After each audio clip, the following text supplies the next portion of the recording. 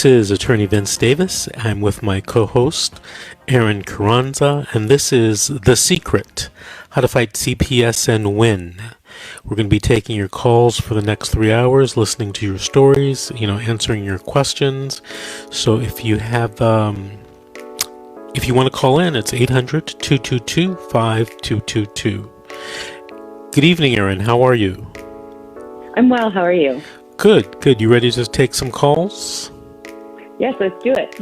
All right, the first call is going to be from Kiki in California. Kiki, did you have a story to tell or a question to ask? I have a little bit of both. First of all, I called in before. I've spoke with you briefly a couple times. My story is really, really complex. Basically, my case has been open for like 2 years. It started as my son with his behavioral issues. Now, they never detained my children. For the whole first year, they couldn't detain my children. I had complained. I had fled.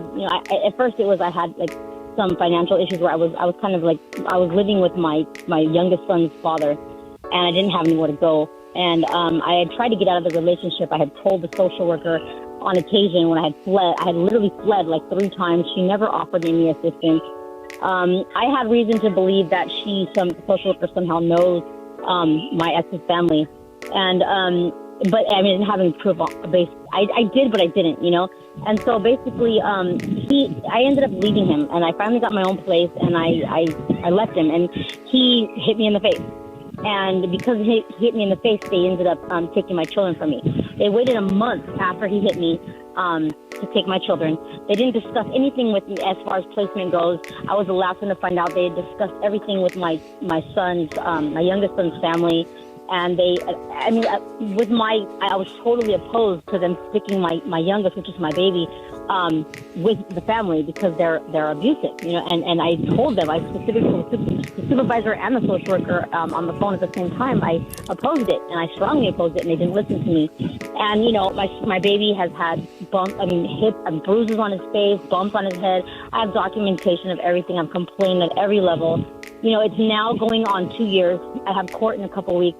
I tried to represent myself because at the detention hearings, I didn't see any reason why. The social worker first of all, I never had a safety plan. They never gave me any alternative to detain my children. They never told me anything. They just basically came and took them. And they said that I failed to protect my children from my ex. Now, my ex, after like a year and a half, they finally ran his clips, and they found out he has a sex charge, which I didn't know about. He has a sodomy by force. He has 2 seriously bodily injuries. He has all these serious crimes. I have a weapons charge. I don't have any violent crimes. And they ended up giving my baby to his father because they said that he finished his classes before I did. Now, in the middle of all this, they just had me. I've never gave them a dirty drug test, but when I was working, I missed 2 tests. And even though I communicated that with the social worker, she waited until this early February to tell me that the 2 missed tests were going to be counted as a dirty drug test. So they made me check into a drug use program, and I went outpatient. So I just said, whatever I got to do. Even though I was opposed to it, I was just trying to show them that I'm trying to comply in every kind of way, And so I did, and I've been in this whole thing since December. They were supposed to give me Saturdays and Sundays for visits. I've never had a Saturday and a Sunday. I've had my unmonitored now for a month. I've had unmonitored visits. They're not even discussing overnights.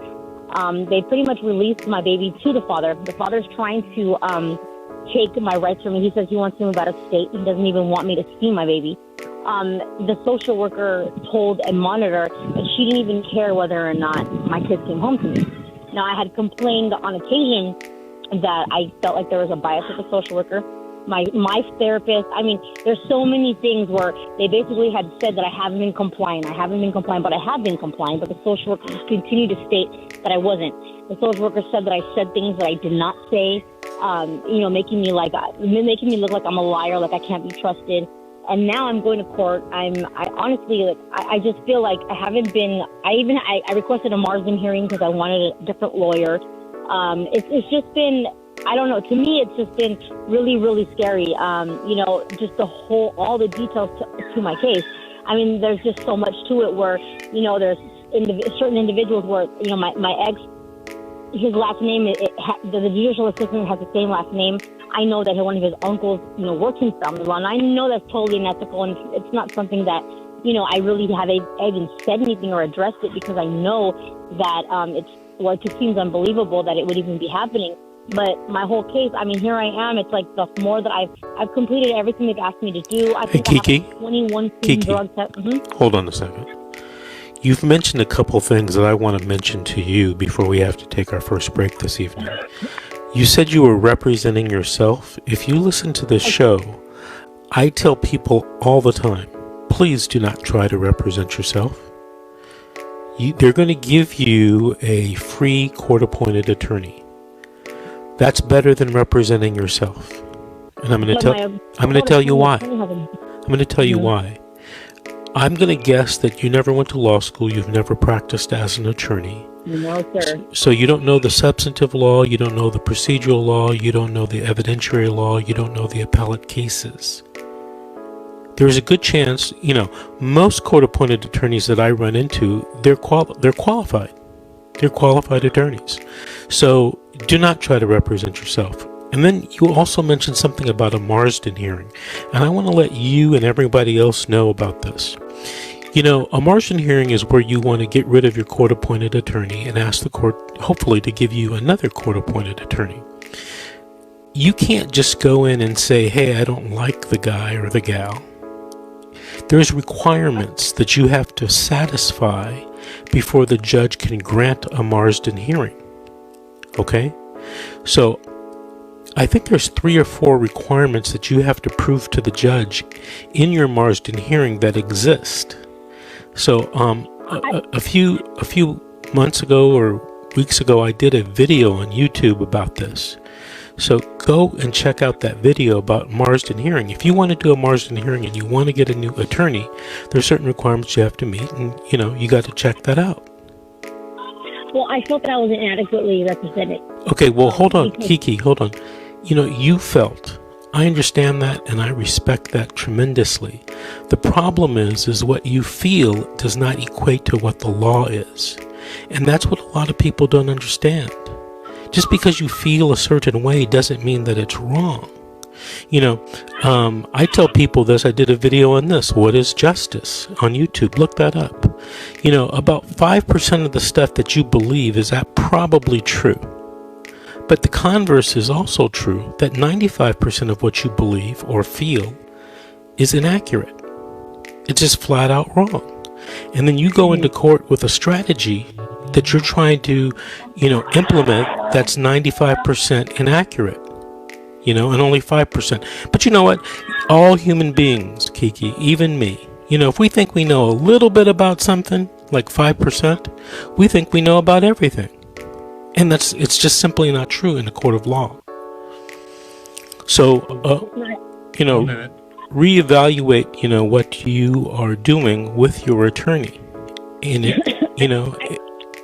go ahead. I totally agree with you. Though the problem is that even though I have, because this is like the third lawyer that they have, because it's been going on for 2 years. My case has been going on for 2 years, and I agree with you. But the problem is that I don't have money to have private counsel. You don't have to have private counsel. Do I think private counsel are better than court-appointed attorneys? Probably in a lot of situations, but there are a lot of good court-appointed attorneys. I think you're right, and I also believe though that just because the way that the case has been, it seems like there's a lot of confusion where there's a lot of paperwork missing. There's a lot of things there's a lot of things that are not being said, and I'm not being fought for. For example, they kept this case open because my ex had pictures. Supposedly, he had pictures and text messages that had no timestamp on it. I had police reports. I had 3 police reports where he came and I had to call the police because he was violating the restraining order. I have pressed everything. They didn't take my police reports as evidence, but they took his pictures and his text messages that had no timestamp as evidence that we were still in a relationship. Okay, now, but Kiki, why in the world would the judge accept that? Kiki, that's what I was telling you. You don't know the evidentiary laws. they're not fair. If you don't meet the requirements to get in a police report or to get in a document that's otherwise hearsay, you're going to be out of luck. That's what. How is it that the text messages and pictures aren't those hearsay too if there's no timestamp on it? I mean, You know what? No, that's not true. Well, theoretically they're hearsay, but there's 1,001 exceptions to the hearsay rule. Maybe your ex-husband's attorney or your ex-husband laid the proper foundation for one of those exceptions. I don't know. Well, why? If we were still in a relationship, why in the world would he turn us in? That means he would be violating the restraining order too. I don't, Kiki, I don't know enough about your case to let you know why. But if you want to give me a call at 888-888-6582 on my office number, I'll be happy to talk to you more in detail. My engineer is telling me that we have to take a break now. So, Kiki, I want to thank you for calling in and thank you for listening.